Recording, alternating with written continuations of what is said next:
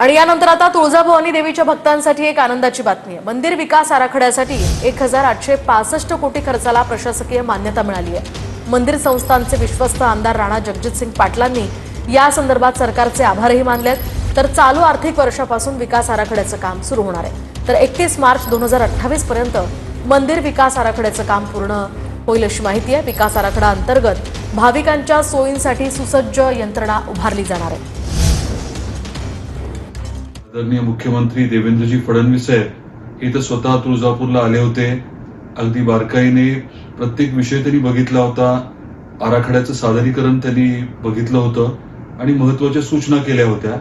त्या अनुषंगाने आराखडा सादर करण्यात आला होता, मंत्रिमंडळाची मान्यता झाली होती आणि आज एक अतिशय महत्त्वाचा टप्पा म्हणजे याला प्रशासकीय मान्यता देऊन शासन निर्णय निर्गमित झाला आहे।